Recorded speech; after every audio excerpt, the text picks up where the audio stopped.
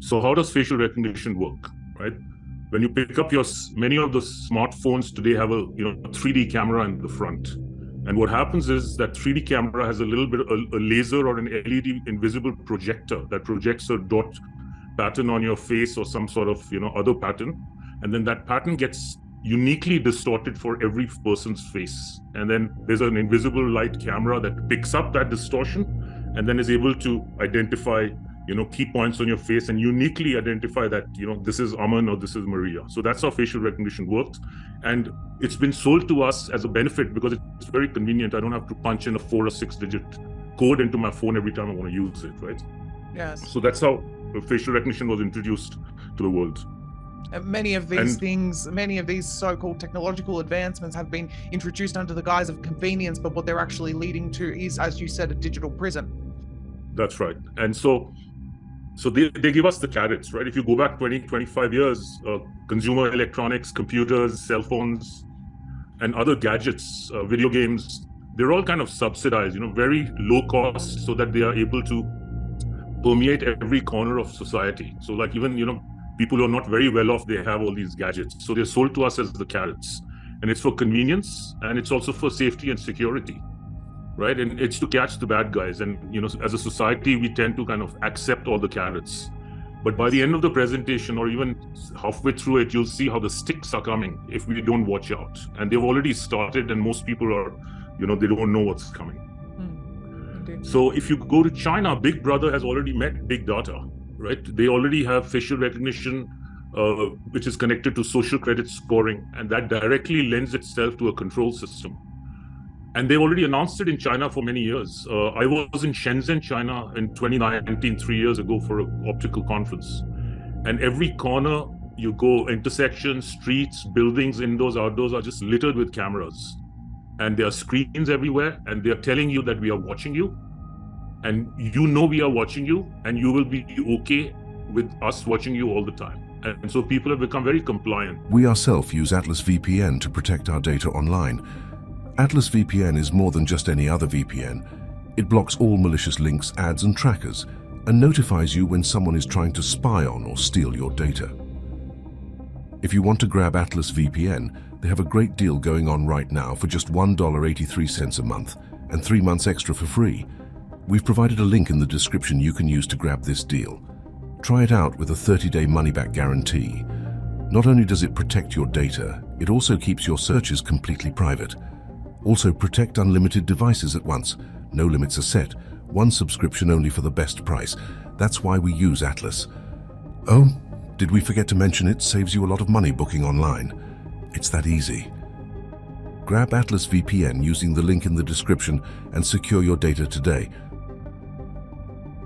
You can then control the social credit system. It's like a feedback system on how people behave. And this is how compliance has been achieved in China. Now, they're already doing this in the Western countries. It's just that they haven't told us yet. So our social scoring has already started. Our carbon tracking has already started. I was in India recently, and when I got my receipt from United Airlines, it had a carbon footprint of 3.3 tons each way on the receipt.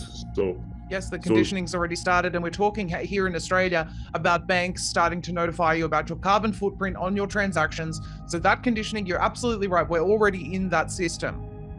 That's right. Right. So but the narrative in the Western media is that, privacy and freedom have gone in China, right? And the social credit system is a control system in China, and implicitly we in the West are free. But that's really not the case. But the narrative is there, and it gives people the illusion that all the surveillance being put up in our cities and our towns in the Western countries is for security and safety of the people. But what is not said is that per capita cameras in America are greater than in China. We have 50 million tethered surveillance cameras in the United States connected to the internet and therefore to AI. And by 2025, $2 trillion would have been spent on cameras and the surveillance infrastructure of smart cities, right? London is ranked number 3 in the world in terms of number of cameras per 1,000 people, right? So the infrastructure is in place and is expanding. So if people, look up and they keep their, wits about them and go out in your town and cities, you'll see more and more surveillance infrastructure being set up, and it'll all be sold on the pretext of safety and security of the people. right? So in the old days, what was surveillance? A bunch of cameras around the city, and there'd be people sitting and watching these LCD screens or LED screens for, thieves and all. And so human eyeballs are gone. Now, no humans are necessary. All the monitoring will be done by smart artificial intelligence security guards that are watching us at every moment. And so you're being, literally, they're listening in, they're watching, they're analyzing, they're logging, they're learning, and then it repeats the cycle. I have a question, Aman. You mentioned sort of 20 billion devices around the world. Are all of these devices also listening? If they have a microphone, chances are they are listening. Like your cell phone is listening. Of course. Like this Zoom call is not only listening, it's recording, analyzing our discussion. And we are being scored by AI as we speak.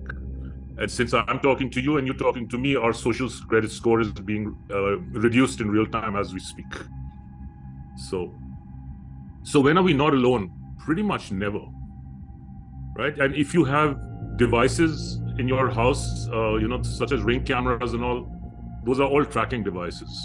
But let me introduce to you a term called the panopticon, which is a kind of a circular prison. And this is a picture from Rhode Island, one of the states in the United States of America, back from the late 20s. And this is a circular prison where the guards are in the middle and they can watch pretty much all the activity going on in each prison. So all the prisoners know that the guards can watch them at any time. Where we are living is in a digital panopticon, right? And instead of there being security guards, there's computer vision, cameras with computer vision and artificial intelligence. So everyone is being monitored everywhere all the time. And so this has been put in place already. And a few years ago, I was, at a venture capital summit in New York City, and this term was introduced called the Internet of Eyes. And I found it kind of not creepy, but I was kind of curious as to why this term was there. But literally, now everything is falling in place. It's the Internet of Eyes. There are cameras everywhere at intersections. All your automobiles are spy vehicles. They have cameras inside and outside. Tomorrow, by 2025, there'll be an average of at least 16 cameras in every new vehicle. And once you have autonomous driving vehicles, there'll be radar, LiDAR, as well as cameras, and some might even have sonars. They have cameras in space, looking down at the Earth, counting trees, and mapping digital IDs to trees.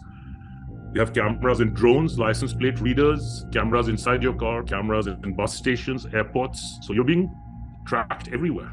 So this is the Internet of Eyes. Did you just say mapping digital IDs to trees? Yeah, every tree and plant, all of nature is going to be mapped digitally.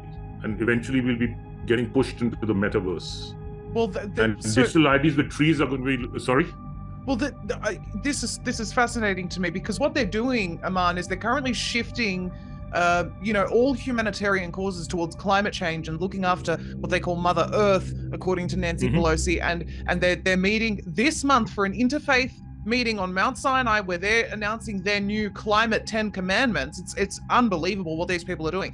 And so that's right. That would mean if they are digitally mapping every tree, every plant, then that would also be able to impact your score should you interact with one of these trees or plants or harm them, or emit too much carbon affecting this plant, or so they say. This would also impact your social credit score. There really is no escaping from this surveillance. Yeah, we'll talk about that, about the escaping part towards the end. But sure. In general, you're right. And they're doing a lot with trees and nature. That's a new presentation unto itself. Right. I'd love to have you back to talk more about that at some stage, but please do go on. Okay, so as I was saying, if you have technology at home, you have eyes and ears at home. And so each of us is helping Big Brother if we have technologies from companies like these. If you use Google products, Samsung products, Facebook, Microsoft, or Zoom call, for instance, Apple watches, they're one of the worst things to have. The Ring cameras, they track every device on your network, its location, its movements all the time. And of course, if you have a Ring camera, as the camera's generations improve, they're also identifying when you're coming home, when you're leaving, who's coming to visit you. So all the tracking is going on and the scoring is going on even when you're at home.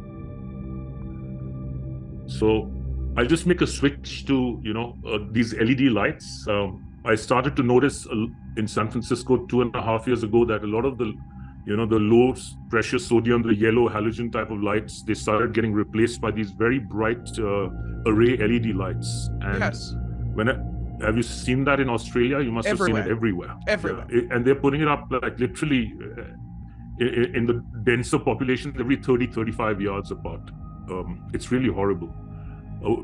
I live in Montana, which is in northwest Montana, relatively, lower population. But in the closer towns and cities, they have a lot of these, and it's really putrid, right? And these are called smart lights and smart poles, which are an integral part of the smart city infrastructure. They all are wirelessly communicate with each other, and then there's fiber optic cables under the ground, which are then connected to 5G towers and to other communication facilities nearby. So and what they purpose also do will they serve? They're basically, it's an open air concentration camp for surveillance, as well as, I'll show you, it'll be weaponized. These can be weaponized, these LED lights. And then they will also host all sorts of sensors in the name of climate change and global warming. Right, so here's an example of a smart pole.